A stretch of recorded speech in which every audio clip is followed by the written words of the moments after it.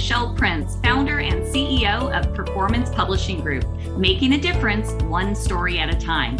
We'll be shining the light on successful founders, entrepreneurs, business owners, and leaders that are getting results and making a difference. We'll talk about how they built their businesses, are creating movements, and leveraging the power of authority in their own lives.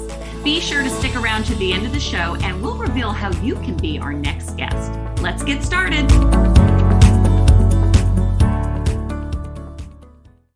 Welcome back, everyone. This is Michelle Prince with the Power of Authority Spotlight, and I'm super excited to introduce you to our guest today, Ericka James, because we were just talking. We have so much, I feel like, alignment. We have a lot in common, even down to our branding is the same colors. But I love a woman that is wanting to make other people better, and that's exactly what Ericka does. She's the CEO of the Convergence Center, a training, consulting, and content creation firm, and the founder of The Alliance, a training and development organization for businesswomen. She is also the creator and the host of the Ericka James show, Life on Purpose, and she has done all kinds of other stuff too. So I'll let her give more of the backstory of that in just a minute. But welcome to the show, Ericka. Oh, thank you. I'm so glad to be here, Michelle. So glad to be able to have this time together. I am too, because I love talking to other people. I share the same mission, and that is to help people to find their passion, live their purpose, tell their story, and ultimately make a difference. Yeah. And it sounds like that's what you do as well. So tell us a little bit more about what the Convergence Center is, the Alliance, and everything that you do. Absolutely. So the Convergence Center is kind of my umbrella organization. It's the training organization. It's where I do corporate speaking, workshops, seminars, create content. That's kind of that leg of things. And then the Alliance is actually a training organization for Christian businesswomen called to build big businesses that are interested in getting to high 6- and 7-figure businesses. And that has been my baby for about 12 or 13 years, where I was, really wanting to create a sequence training system. All of my training is really sequenced. I believe in training to get where we want to be. And so that's what those are.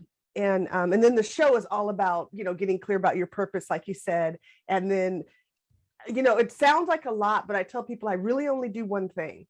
I help you get clear about what you were created to do, or who you were created to be, and then build what you were created to do with that. And so, those are just the organizations I do the work through. Awesome. Well, let's dive in more to the Alliance. So what kind of training are you doing? It sounds like getting clarity, helping them figure out their purpose and all, but what else do you do for these women? Are they're business owners? So do you also help them build their entrepreneurs, business? absolutely. Okay. Entrepreneurs. And we're not the organization for someone trying to figure it out. I think I want to do business. Am I going to be a good entrepreneur? Typically, women have been in business for full-time 2 to 3 years. They often are solo proprietors or what we call specialists. They're still the one doing the client work. They're still the one, doing all the speaking, training, etc. But they know God has placed something huge in them to build. And so we deal with leadership principles, the principles of understanding the vision for your business, how you're wired to build your business, and then kingdom mindset, which is huge, all about authority and power, dominion in the marketplace. And then really, Michelle, we have an online learning center with 90 plus modules, and they're the practical tools of building your business, building a team. I mean, practical stuff. But what makes the Alliance different is it's sequenced. And so how most networking events, you'll be like, oh, so-and-so's the guest speaker today, and they're talking about this. Well, how do you know if your business is ready for that, given where you are? What are the next steps you need to grow and solidify your business and make it solid? So we've got 4 phases of our business model, and each one has a mission where you want to check off those things. And then you graduate to the next one, and it's based on your annual revenue, of course, getting you up to 6- or 7-figure business. So it is practical business stuff in the container of getting clear about your greatness and walking in it. Awesome. And you teach these trainings, or are they just you said they're on demand as well, but do you also meet with them on a weekly basis, monthly basis? Yeah, we have live chapter meetings. I've been doing the Alliance for 13 years. So we've got live chapter meetings right now in Raleigh and Durham. But the vision of the organization is to have 1,000 chapters. And so we're just launching next week we're just launching the national chapter, which I have waited for the world to catch up with all of this time, because women are always asking me all over the country, how can I get involved? And so we're launching the national chapter and our new online learning center to really build that, be that library. I mean, everything from intellectual property, marketing, building your team, how do you scale, how do you get capital, like for real business practical tools. It's fascinating because when I look behind the hood of so many of our businesses, I call them that, I just say we're duct taped together. You know what I mean? Like we've got a great business card and a great website and all this stuff, and we're great in person, but what's really going on under the hood? And how do we get out of overwhelm and really grow the business that has been placed within us to grow, that's going to impact community, impact your whole legacy? And how do you do that with ease? And so, and in your natural design. So that's what we explore. And so I do some of the training. We've got amazing women in the organization. We bring in guest speakers at certain events, but it's all sequenced. So people know, okay, wait a minute, that's great, but this is where my business is. And this is what I'm building in right now to get to that point. Oh, I love that. Yeah. Every business owner needs a community and people that have been there before, helping you to, shorten that learning curve, avoid some of those pitfalls. So that's fantastic. Yes. So you're doing all kinds of things. And I know you're a CEO, a keynote speaker, trainer, and one of your titles I'm curious, I want to talk more about is prophetic strategist. Ooh. What exactly is a prophetic strategist? I think I know. But. Yeah. So I've walked in the gift of the prophetic for years. And I always kind of kept it on the ministry side of what I do. Yes. And gosh, probably about 5 years ago, I started bringing it to the forefront, saying, okay, this is who you were created to be. This is how you've been wired. How do we create strategy around that? How do we line you up from where you are right now, close the gap, and get you operating truly in your original design? And so it's not just the gift of the prophetic. And my real gift as a prophet is accessing people's books of life. It's really deep stuff, because we came with instruction manuals and most of us can't access it. And so I stand in that intercession as a prophet. I love doing it with business owners and people building organizations, because there are literally scrolls in the heavenly realm with your name, your instruction, your it's like the architectural structure has already been built, but most of us struggle at accessing it. And so that's that deep stuff that when you can line up with that, and then how do you create a plan to be who that person is that you were created to be, and then to build whatever you're called to create. So that's where the prophetic and the strategists come together. I love that. I love that. And you said books of life, which just caught my, my attention. Woo! Because I don't know how much you know about my background, but I love helping people tell their stories and get them out in books. But obviously to leverage that, build their authority. But they're, as Christians, we have the same authority, and that's how we share we have to share our stories and all that. So you help them get clear on what that is, their purpose, and all of that, their divine plan for their life. I like to either call it like we came with a heavenly instruction book or a heavenly blueprint. It's just most of us don't know how to access it, and we haven't had access to it. And so it takes the mystery out of all of it. And then we get to remove all the other gunk and just build that thing, walk this thing out and be unstoppable. So, okay, I love all this. This is great. But how did you get here? Because I'm big on backstory, and I know there was a journey I'm sure you went through to get here. So what is that journey? Well, first and foremost, I grew up in a successful entrepreneurial family. Ah, very good. And in my household, Michelle, if you could believe it, we could not say the word can't. It was not allowed. So if we had a sentence that we had the word can't in it, my parents would stop us and go, oh, no, you can. So let's remodel that. I mean, even as a 4-year-old, I'm like, okay, what else is another word instead of can't? Because it was literally, there's no plan B, it's plan A. And my parents modeled that. And come to find out, as we look back in my family line, it was just in my blood to be an entrepreneur, to be a trailblazer, to the 4th and 5th generation on both parents' lines, which is spectacular as an African-American person in this country, in our history. And so honestly, it was bigger than me. It was in my blood. So I knew at the age of 5 how to put together a workshop training packet, because my parents would have us at the office and they're like, no, it's all laid out, go, and we could put this on that side, and we just would go around and put these packets together. Oh my goodness. My father and mother built a multi-million-dollar business, and I was from the age of 5 getting to watch that. And I hated it when I was a child, because while my friends were like playing at the lake during the summer, I had to work at the office. But I think I was about 12 years old when I started to understand the power of entrepreneurship. Yeah. And that we can talk about, changing people's lives, but until you can actually access the economic infrastructure, you're not going to see long-term change. So I started getting that without all the big words when I was about 12. And then just really wanted to build, but I had this like dichotomous existence. So inside, my maiden name is Jackson. Inside the Jackson household, it was, you can do it. We're go-getters. Let's make it happen. It was normal to, oh, mama's not home. Oh, turn on the TV. Oh, she's at the school board meeting. Oh, that's where she is.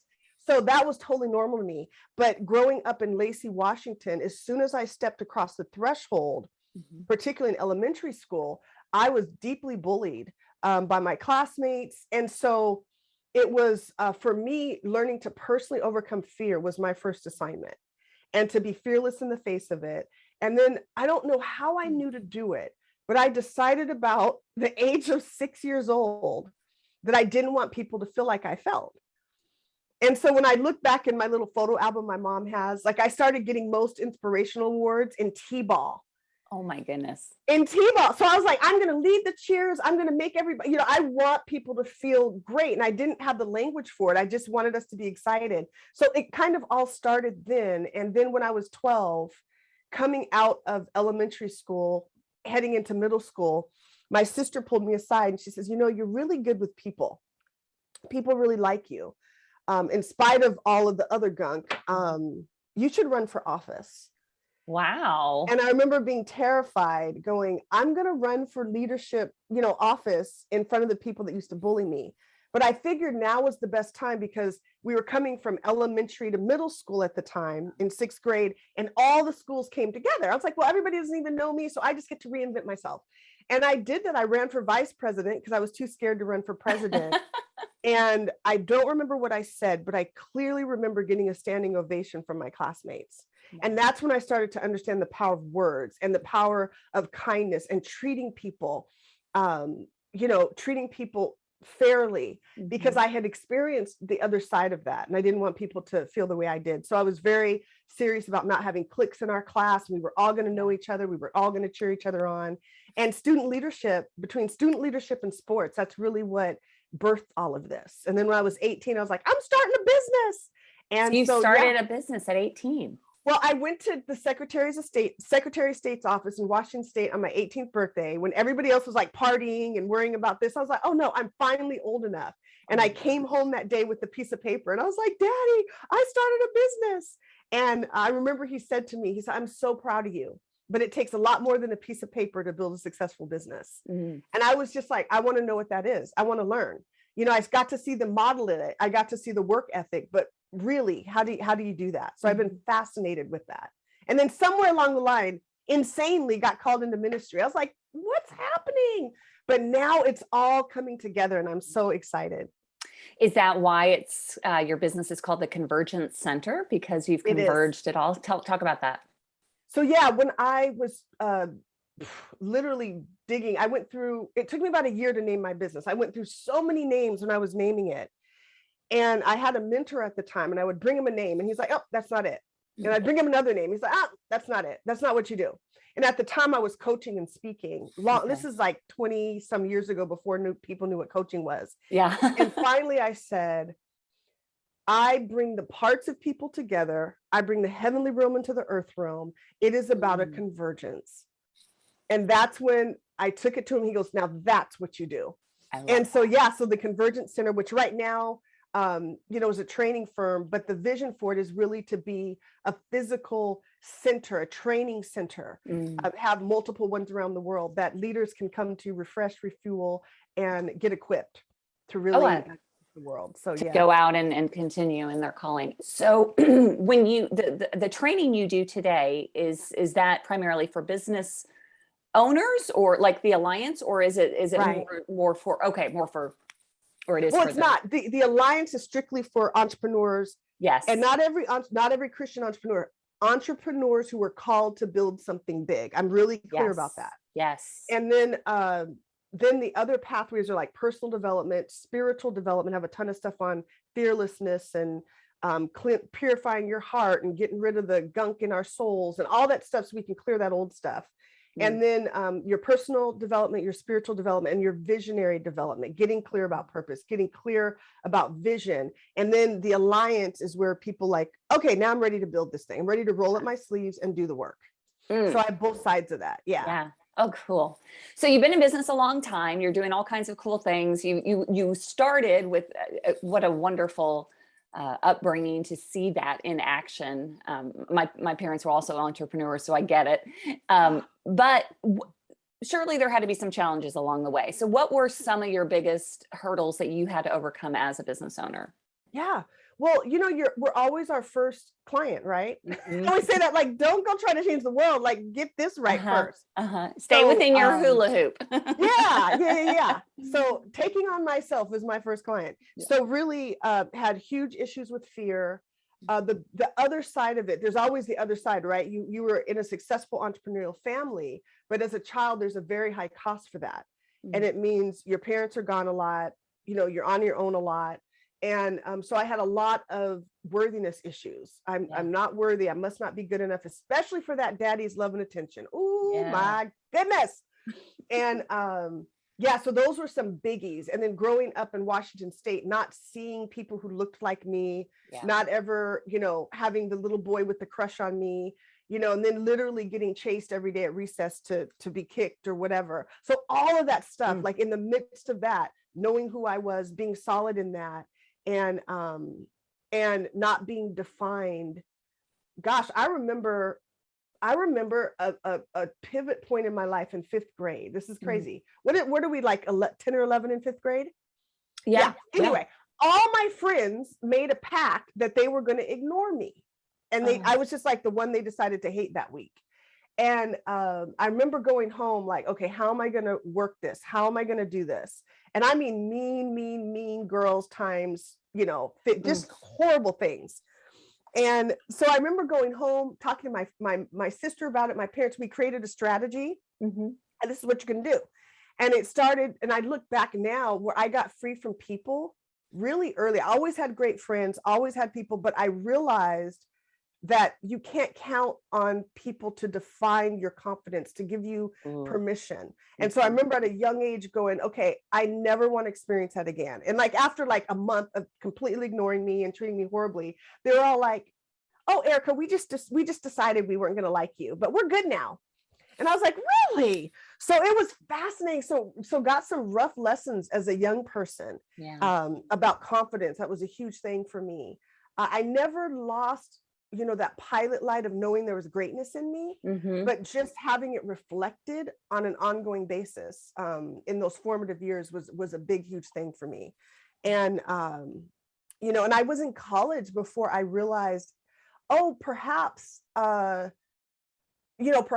guy would have a crush on me. That's not just because I'm a nice personality, but, maybe so just all that stuff. And then I just decided that if I was going to go on this self-love journey, I'm going to teach it and we're going to go on it together. And so I really started working with young ladies at college. We were about 17 or 18. And I would have professors in and everything talking to us. Because like, I don't want other people to feel like this.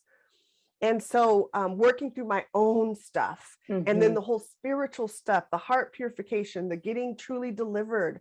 So I can not have a past trigger. You know what I mean? Like your past is only there to equip you for your future, but your identity is not stuck in it. Yes. And so all of that has been a tremendous purpose, tremendous for me. And then I raised my daughter as a single mom. Oh, and wow. It almost killed me in the midst of it. Like that was not even on my worst nightmare list. Like it was beyond the nightmare. And so I got a chance. And at the time I was doing self-love workshops and seminars and like, okay, now you got to take this to a level of depth that you never thought you'd have to go to. And part of my story is that the father of my child married another woman when I was 3 months pregnant with her.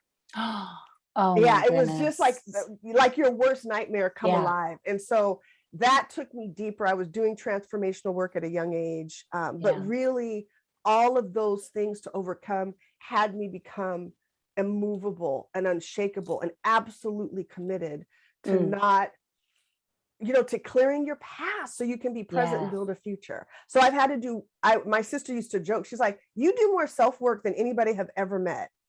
And so I really do the work and have had to do that for years. That's fantastic. Yeah. Wow. What a story. And I think many people listening, founders, leaders, entrepreneurs can all relate. We've all had to overcome something. And many times the more you're called to do great things, the more pulling you down, as you're trying to go up. So it's nice to know that you can get through all that.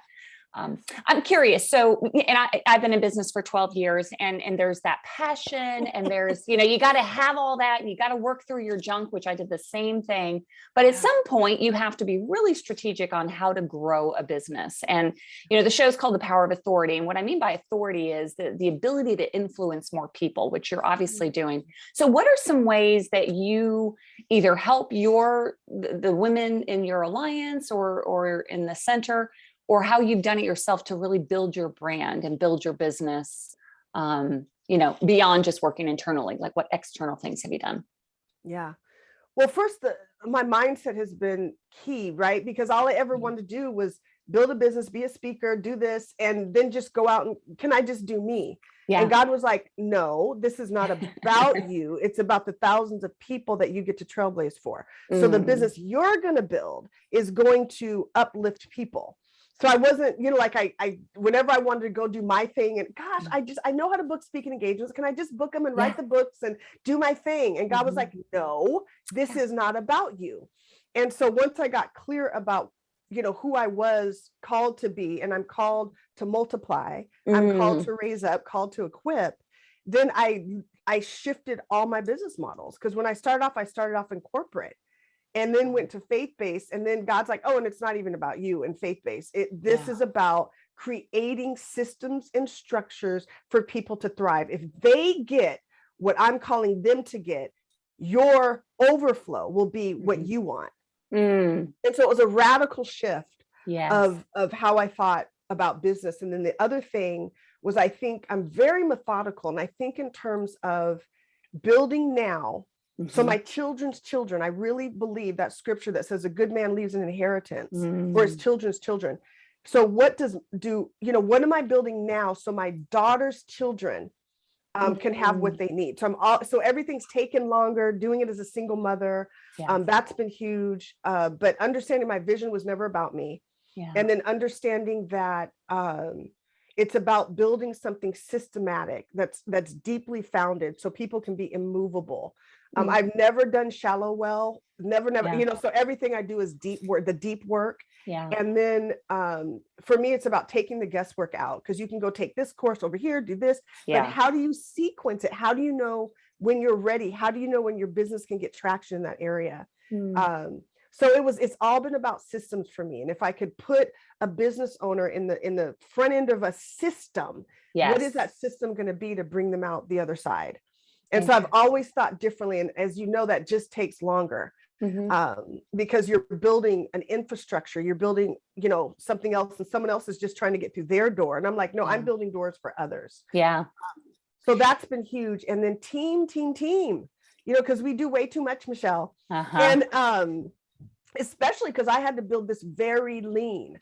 And so I was like, okay, I can't afford to hire anybody. I'll figure it out. So then I realized that I got good at way too many things. And I was my own stick point every single direction in my business.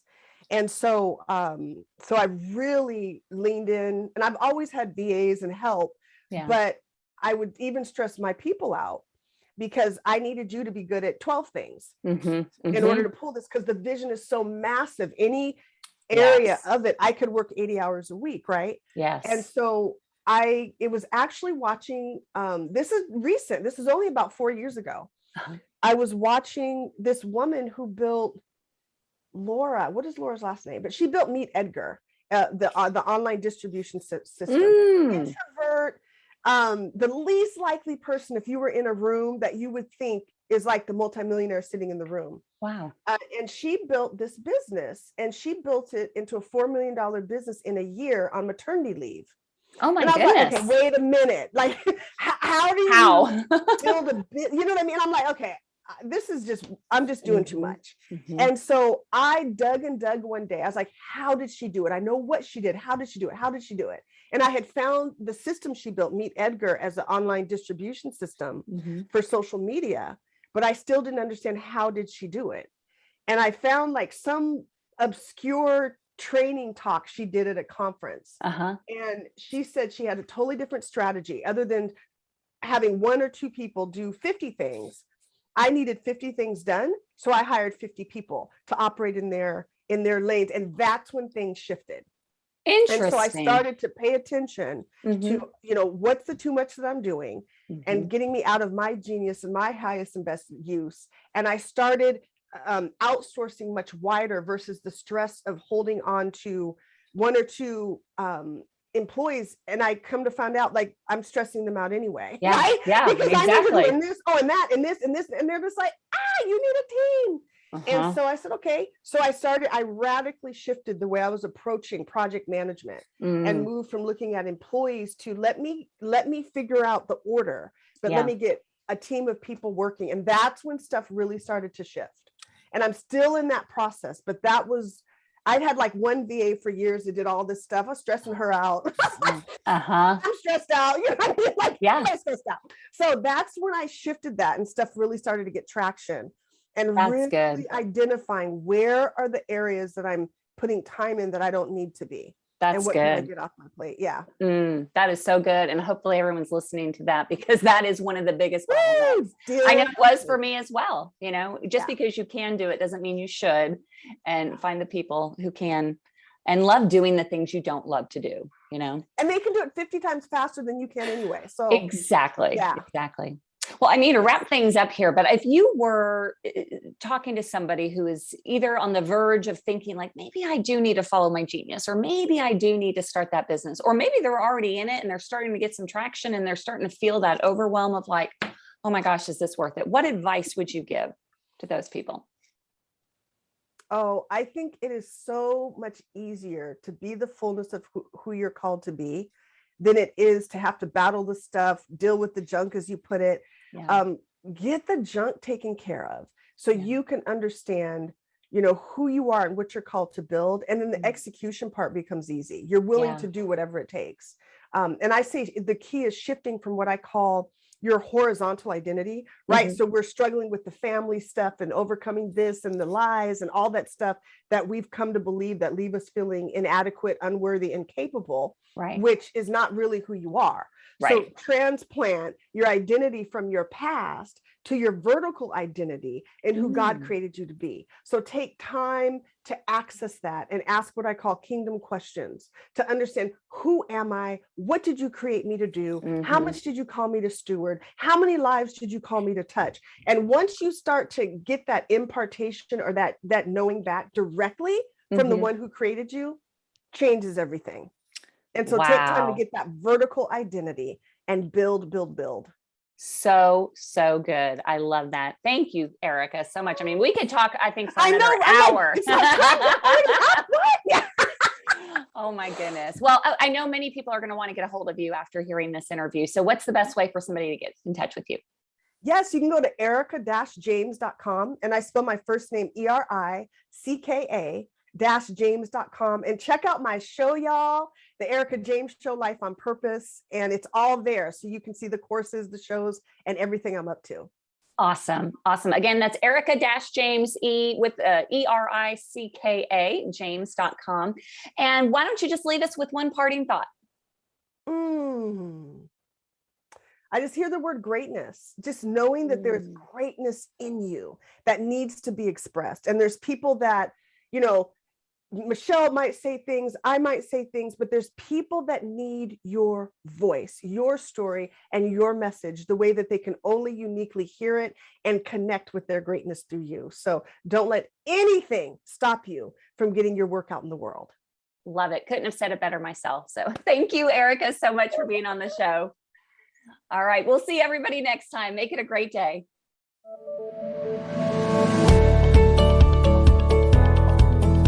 Thanks so much for listening to the Power of Authority Spotlight. If you are a successful founder, entrepreneur, business owner, or leader that's getting results and making a difference, and you'd like to be on this program, please visit performancepublishinggroup.com/podcast to apply. That's performancepublishinggroup.com/podcast. Also, if you got something out of this interview, please share this episode. Just do a quick screenshot with your phone and text it to a friend or post it on the socials. If you know someone that would be a great guest, tag them on social media to let them know about the show and include the hashtag #ThePowerOfAuthoritySpotlight. I love seeing your posts and guest suggestions. We are regularly putting out new episodes and content, so make sure you don't miss any episodes by subscribing. Your thumbs up, ratings, and reviews go a long way to help promote the show and mean a lot to me and my team. Want to know more? Go to our websites, performancepublishinggroup.com or michelleprince.com, and follow me on LinkedIn, Facebook, and Instagram. Thanks so much for listening, and we'll see you next time.